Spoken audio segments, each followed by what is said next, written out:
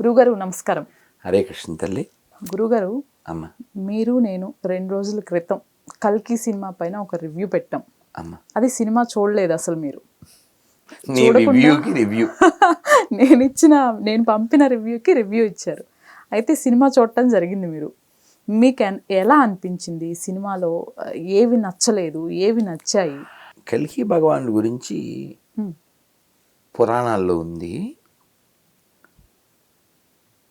జయదేవ్ గోస్వామి చెప్పినటువంటిది రోజు మేము రాత్రి పూజ చేసేప్పుడు పాడతాం. అంటే పర్పస్ ఆఫ్ కల్కి. ఓకే.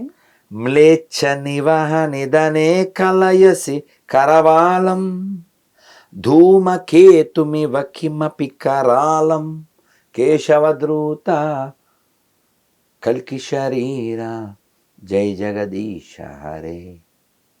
ప్రతిదానికి ఒక మిషన్ ఉంటుంది కదమ్మా.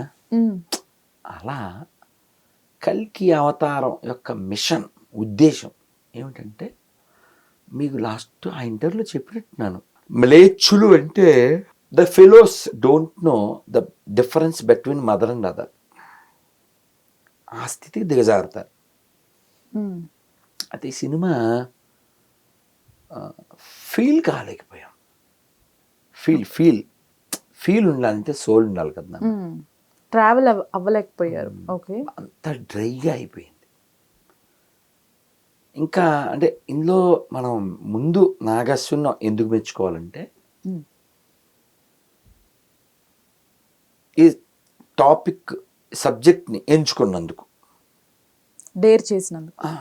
అంటే అందరూ కల్కి అవతారం టచ్ చేయడం, హిందూ పురాణాలని టచ్ చేయడం, దాన్ని ఏదో చిన్న సినిమా కాదుగా, షార్ట్ ఫిల్మ్ కాదుగా, 600 కోట్లు పెట్టి నిర్మాతను ఒప్పించి, ఇదంతా అమితాబ్ బచ్చన్ లాంటి వాడిని తెప్పించి, కమల్ హాసన్ని, పెద్ద పెద్ద స్టార్ వార్స్ అందరినీ పెట్టి, ఇందులో నాగస్విని మెచ్చుకోవాలి. అలాగే మన దేవరకొండ, విజయ్ దేవరకొండ, బంగారకొండ డబ్బులు తీసుకోలేదంట. వీళ్ళిద్దరు ఫ్రెండ్స్ ఏదో అంట. అంటే ఎవరో మరి ఆ పిల్లని ట్రోల్ చేశారు. ఎందుకు చేశారో మరి. విజయ్ దేవరకొండ ట్రోల్ చేసే పనే ఉంది. ఏదో అంతకుముందు ఏదో బాక్సింగ్ సినిమా ఏంటి వచ్చింది, లైగర్ విషయంలో కొంచెం అతికిపోయాడు, తర్వాత చితికిపోయాడు. ఆ తర్వాత ఏదో వచ్చిందిగా ఫ్యామిలీ స్టార్, రీసెంట్ అది కూడా పోయిందిగా. పోవచ్చు, సినిమాలు కొన్ని పోవచ్చు, రావచ్చు, కొన్ని ఓవర్ కాన్ఫిడెన్స్ ఉండొచ్చు, కానీ ఆ పిల్లవాడు చారిటీ అది చేస్తాడు. ఇంకా అమ్మా నాన్న మాట వింటాడు. నాకెవరైనా అమ్మా నాన్న మాట వింటే వాళ్ళకి నేను మొక్కుతా. నేను మొన్న పవన్ కళ్యాణ్ ఆయన గెలిచిన తర్వాత ఢిల్లీ నుంచి వచ్చాక వాళ్ళ ఇంటికి వెళ్ళాడు కదా, ఎంత బాగుంటుందంటే ఆ వీడియో. రావడం, వాళ్ళ అమ్మగారి కాళ్ళ మీద పడ్డం, వాళ్ళ వదిన గారి కాళ్ళ మీద పడ్డం, వాళ్ళ అన్నయ్య కాళ్ళ మీద పడ్డం. లక్కీయెస్ట్ అంటే ఎవరికి అమ్మ ఉంటే వాళ్ళు లక్కీయెస్ట్. చిరంజీవి ఆయన తాతయ్య కూడా వాళ్ళ అమ్ముంది. లక్కీ కదా. అసలు అంతకంటే భాగ్యవంతుడు ఎవరున్నారు?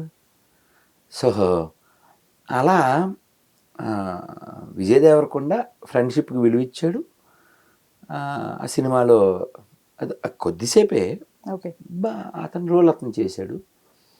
ఇంకా అలా కొద్దిసేపు వచ్చేవి ఇంకేమున్నాయి, రాజేంద్ర ప్రసాద్, మళ్ళీ రాజమౌళి, మళ్ళీ రామ్ గోపాల్ వర్మ. కొంచెం లాంగ్ ఉన్నది బ్రహ్మానందం ప్లస్ శోభన, అంతే. అవి రెండే. బ్రహ్మానందం ప్రభాస్ కాంబినేషను. కానీ ఈ టాపిక్ సబ్జెక్ట్ని టచ్ చేసినందుకు నాగస్విని మెచ్చుకుందాం. దీనివలన పిల్లలు కొందరు కామెంట్లు ఏమిటంటే, గురుగారు అసలు మాకు మహాభారతం తెలుదు, we don't know who is Ashwatthama, but after watching this movie we come to know who is Ashwatthama అని. మనం అంతవరకు మెచ్చుకోవాలి. అలాగే అందరినీ శంబల నగరానికి తీసుకురావడం, చివరికి కల్కి భగవానుడు అవతరిస్తాడు. అవతరించబోయే దైవం కోసమే ప్రపంచంలో అన్ని మతాల వాళ్ళు ఎదురు చూస్తారు. సనాతన ధర్మమే అల్టిమేట్ ఈ పురాణమే పాయింట్ అసలు ఎవరు అంటే గ్రహించాలి. ఓకే ఓకే అంటే గ్రహించడానికి కావలసినంత బుద్ధి ప్రజలకు ఎప్పుడు వస్తుందంటే కొంచెం బ్రీఫ్గా సినిమాని ఇవ్వాలి. ముందు ఏదో ఒకటి ఇవ్వాలి. ఎందుకంటే అందరూ మహాభారతం చదివి సినిమాకి వెళ్తారేంటి? కాదు కదా. నాగస్విని ఉద్దేశాన్ని అయితే మనం అప్రిషియేట్ చేద్దాం. కానీ బాగా డిస్టర్బ్ చేసిన అంశం ఏమిటంటే ఏమిటో మరి ఈ సినిమా వాళ్ళని ఏమనాలో తెలీదు, విలన్స్ని, పౌరాణికాల్లో ఉండే విలన్స్ని హీరోల్లా చూపించాలనుకోవడం ఎంతవరకు సబబు? మా గురుగారు ఒక మాట చెప్పారు, if you don't make devotees no problem, but don't make enemies. అలా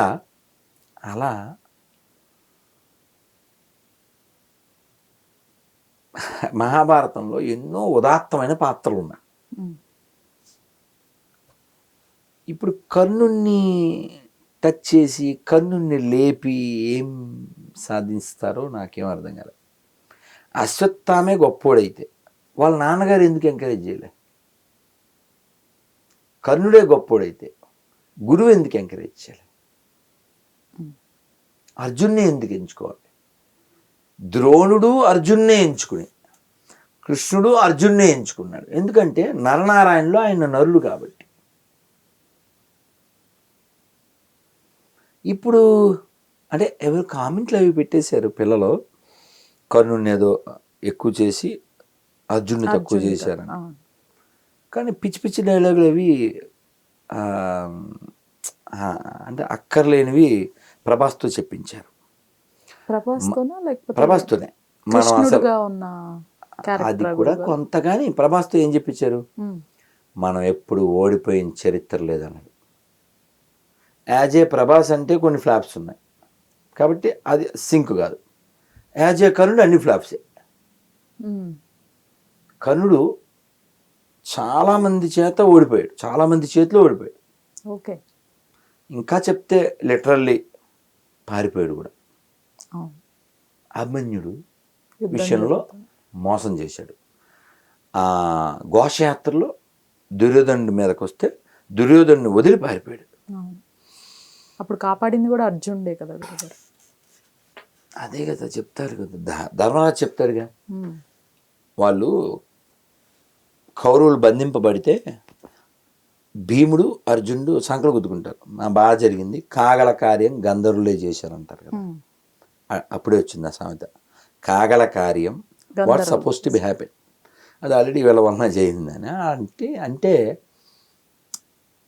ధర్మరాజు చెప్తారు, మామూలుగా ఉన్నప్పుడు మనం వాళ్ళు 100 మనం 5.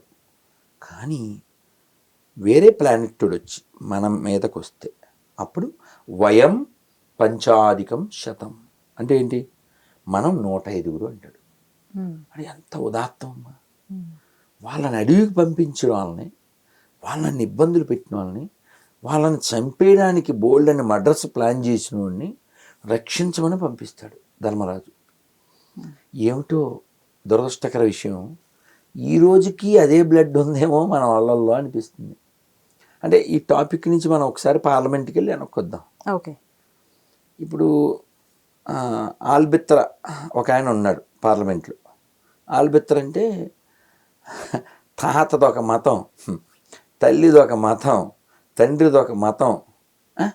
అలాంటి 54 ఏళ్ల యువకుడు 543 మార్కులకి 99 తెచ్చుకుని విన్నర్లా ఫీల్ అయ్యే సిన్నరు రాహుల్ విన్సీ అనబడే రాహుల్ గాంధీ.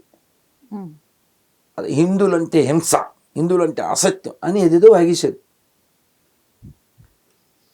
అసలు అతని మాటే నిజమై ఉంటే మన దేశం ఇన్ని మొక్కలై ఉంటుందా? ఇంకో మతం వచ్చి ఉంటుందా? ఈ రోజుకి ఆవుళ్ళు కోస్తుంటే మనం ఏం చేయలేకపోతున్నాం. ఇక్కడ రాహుల్ గాంధీ హిందువులందరినీ అన్నాడా గురువు గారు? ఓన్లీ మోడీ గారిని అన్నారా? అనలేదు కదమ్మా. ఓకే, అసలు మోడీ పదం ఎత్తలేదు ఆయన. హిందువులు అన్నాడు కదా, వీడియోలోనే ఉన్నాయి కదా. మళ్ళీ బయటకు వచ్చి ఏదో ఇవాళ కాకం కథలు చెప్పాడంట. నా మాటలు వక్రీకరించారు. ఏవో ఎందుకంటే ప్రధానమంత్రిగా ఉన్న మన్మోహన్ సింగ్ చేత దండం పెట్టించుకున్న దగులుబాజీ వాళ్ళ దృష్టి. అందుకనే is a robot prime minister కదా. సరే, దురదృష్టం ఏంటంటే విదేశీయులు కదా వాళ్ళు. Rahul Gandhi is not Indian, maybe namesake. ఇప్పుడు మీరు, నేను, సాయి, ఇంకెవరైనా మనం హిందువులు అని చెప్పుకోగలం. ఓకే. ఓవైసీని వాళ్ళ తమ్ముడిని అడిగితే వాళ్ళు ముస్లిమ్స్ అని చెప్పుకుంటారు. ఆంటోనీని అడిగితే క్రిస్టియన్ అని చెప్పుకుంటాడు. రాహుల్ గాంధీ ఎవరు? ఏం చెప్పుకుంటాడు? హిందువులను కామెంట్ చేశాడు. అతను ఎవరు ఇంతకీ? అతనికి ఏమైనా జాతి ఉందా? అతనికి ఏమైనా నీతి ఉందా? అతనికి ఏమైనా ఖ్యాతి ఉందా? అతను ఎంతవరకు 54 ఏళ్ళు ఏమైనా సాధించాడా వాళ్ళ అమ్మని తప్ప? Did he achieve anything? Did something for country? ఏం చేశాడా? అతని వల్ల ఏమన్నా ఏం జరిగిందా? సో కాబట్టి ఇట్స్ ఎ బఫూన్. సో దురదృష్టం ఏంటంటే రాముడు పుట్టిన నేలలో, రామాయణం పుట్టిన నేలలో, భగవద్గీత భాగవతం పుట్టిన నేలలో పార్లమెంట్లో రాముణ్ణి అవమానిస్తూ, భగవద్గీతని విమర్శిస్తూ